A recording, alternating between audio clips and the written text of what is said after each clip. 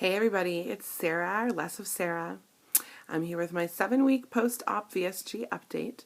So I had vertical sleeve gastrectomy weight loss surgery on November 30th, 2012 with Dr. Aceves in Mexicali, Mexico. I started my journey off at 460 pounds. That was at the end of September 2012. My surgery day weight was 420, so I lost 40 pounds pre-op. Last week I was at 383.5. And last week I had an 8.5 pound loss. This week my loss was 5 pounds. And I am ecstatic about 5 pounds this week. I was truly expecting a small weight loss this week because I had a big loss last week. So I was thinking maybe a pound, maybe 2 pounds, maybe 3 at the most. But I lost 5 pounds this week. 5. So I'm thrilled. Before I start talking about anything else that happened this week, and I have a little list of things, but I have to address the video that I made earlier this week. I just wanted to quickly say that I didn't really intend for that video to go exactly where it did, or to be that emotional. I had a moment, y'all. I had a moment. Happened to everybody, happened to me. I don't necessarily always feel the way I feel, or the way I describe things in the video, but I don't know what it was, but last weekend I just had these feelings, and I think some of the things I said I didn't even realize I felt until they came out in the video. So, YouTube therapy. The reason why I wanted to mention it is that I was floored, absolutely floored by all the comments and the support from people. It makes me tear up a little bit because I wasn't really expecting that. And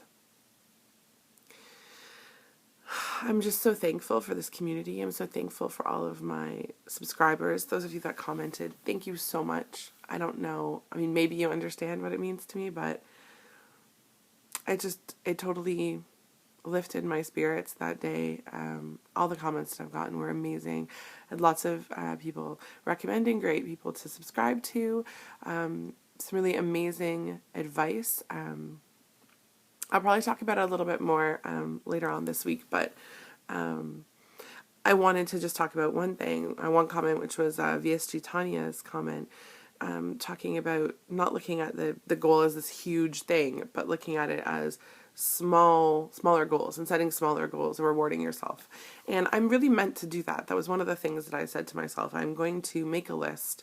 I am going to, figure out milestones, whether it's 10 pounds, 25 pounds, whatever, and I'm going to give myself something to look forward to, some kind of reward to reaching that milestone, whether it's getting my hair done, or a manicure, or buying a new outfit or new jewelry, something to just kind of reward myself. So I never did that. I totally forgot about it, and I never did it. So my husband and I were talking about it the other day, and in 18.5 pounds, will have lost 100 pounds so far in this journey.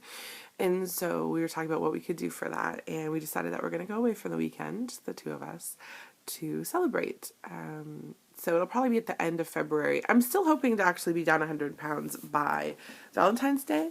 That's 18.5 pounds from now, and I've got 4 weeks. So depending on how my weight loss goes, it's still possible. If it doesn't happen, it's not a big deal, but nice to have a goal, right? But yeah, so I'm excited about that. And Tanya's absolutely right about having to do that. And so, that's one of my goals for this week. So what happened this week? What am I eating? Has anything changed? Not really. So I'm still basically eating the same things as I was talking about in my video last week. I have tried a few new things. Again, everything has been sitting fairly well. Had a little bit of beef last night, and like a bite, and that was fine too.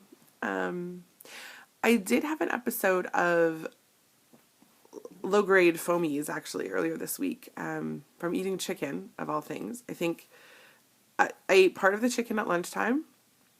I ate part of it in the car. I ate fairly slowly, but I think the chicken, because it was cold, was a little bit too dry, and yeah, it was really unpleasant, especially because I was driving and I wasn't sure if it was just going to be foamies or if I was going to have to pull over. My son was in the car, so, but luckily it was okay.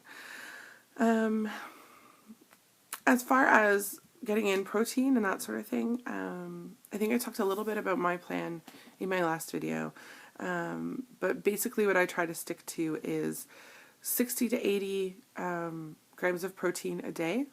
If I can get in more, that's great. I try to stick to between 500 and 650 calories right now. My surgeon's plan is 600 to 800, but I can get in all the protein I need at 500 to 650, so that's where I try to stay generally, at least for right now. Sorry. So the protein thing, I still can't get all of my protein from food. I just don't have the capacity to do that yet. So normally, and now I've switched back to Premier protein shakes from Costco, and I don't find them quite as terrible. It's not even that I found the shakes that I have terrible, I just was getting tired of them. So I've been having one of those a day, and then I've also been back on Greek yogurt, so I usually have probably 8 ounces of Greek yogurt a day as well, broken up into 2 servings, so 4 and 4. And then along with my food, that usually takes me well over 60 grams of protein, so that's great. I try and keep my carbs under 20 if possible, definitely under 30. I think the low carb thing is important, especially for me, just dealing with hunger and other issues. So I do the low carb thing. It hasn't actually been as difficult as I thought it might be, as far as the low carb, and some days it is. And I actually find that I get a lot of calories from weird places like vitamins and supplements. About 50 calories a day or 40 calories a day is just vitamins and supplements, especially the calcium ones that I take. So it's kind of irritating, but obviously I need to take them, so that's cool. Let's see. Oh, restaurants. So I haven't been out that many times since surgery, probably about once a week for one reason or another. And this week I was out twice. I was out once for lunch with a friend, and I had a Greek chicken salad because that was literally the only thing. It was a pub, and that was the only thing on the menu that was like grilled chicken. So I ate half. I think it was probably about a 4-ounce chicken portion. I ate half for lunch, none of the salad, of course, and half in the car later on, and then brought the salad home, and my husband didn't bother to eat it, so it got totally nasty. Thanks for that $13 down the drain. On Sunday night, we went out for sushi. My best friend and I and my husband and my kids went to this all-you-can-eat sushi place that we love. I love sushi and Japanese food. Love it. And I have to admit, it was hard. It was hard. I love sushi. I wanted it so bad. But I did have a little bit of a few different things. I had some salmon sashimi, so that's raw salmon. It was delicious. I had some chicken, like teriyaki chicken. I had some squid tentacles. Yeah.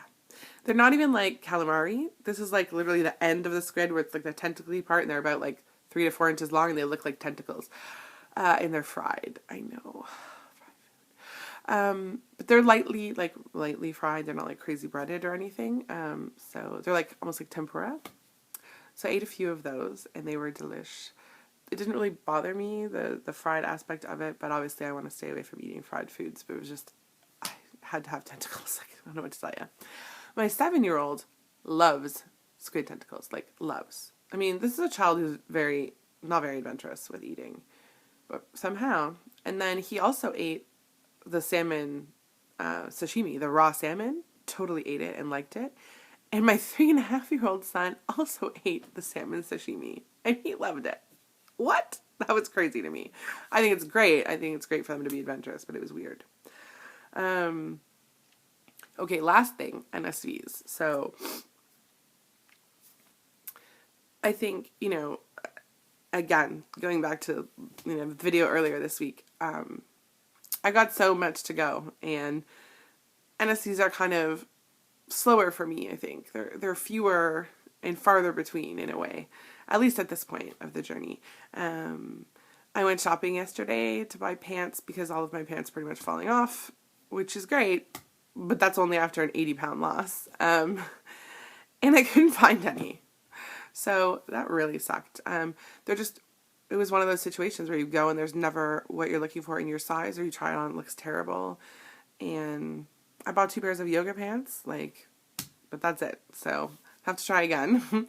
I did buy a great pair of boots though. I was at Avenue. I was in Buffalo yesterday. I was at Avenue. All of their boots were $20. And so I controlled myself and I bought one pair. One pair of cute black wedge boots, sort of look like suede. And I could almost step them up all the way, which was like crazy. Never been able to wear high boots. I think there's about an inch left to go. So I should be able to wear them hopefully in, a month or 6 weeks. I'm so excited about that because they're so cute. And I did notice that all my shoes are getting smaller. Like, I have a pair of shoes that I couldn't wear. My feet are really wide. My feet are huge, first of all. I wear a size 12. I have worn a size 12 since I was a teenager, so I don't necessarily think that suddenly I'm going to go down to an 11 or anything. But my feet are also really wide. And after I had my children and after I gained more weight, they just got wider and wider. And now I'm like, yeah, they're huge. I had a pair of shoes that I had bought that were quite expensive. I bought them from Zappos and they didn't quite fit. And I thought, oh, well, I'll lose a little weight and hopefully they'll fit. Well, I tried them on the other day and they're too big. Really? They're not so big that I couldn't wear them, but yeah, by the time I get around to wearing them, because they're more spring, summer shoes, I probably won't be able to, so that sucked. But I can buy new shoes, and that's awesome. Because as much as I bitch about having to buy new clothes, I love buying shoes. I love shoes. And I haven't been able to wear cute shoes for a while, so awesome. I had a couple weird MSVs too. I mean, the shoe thing was one of them. The other weird one is my eyelashes. So peep this, because this is a weird story. I had chickenpox when I was 5. And as a result of having the chickenpox, I actually had them on my eyes, right near the lash line. And I lost almost all my eyelashes at that point. And it took years for my eyelashes to actually grow back. And when they did, they were really sparse and short. I never had long eyelashes. And it's always been like that for the rest of my life. It's gotten a bit better, but nowhere near sort of the regular lashes that most people have. Well, I've been taking biotin as a supplement to try and help with hair loss. Again, I'm not really at the point where I've started to really lose hair, but just to try and stave it off as much as I can, I've been taking this biotin, which is for hair and nails. And a few weeks ago, I started noticing that my eyelashes were getting longer. And I thought maybe I was going crazy. But no, my eyelashes are actually getting longer. It can only be from taking the biotin because it's never happened any other time.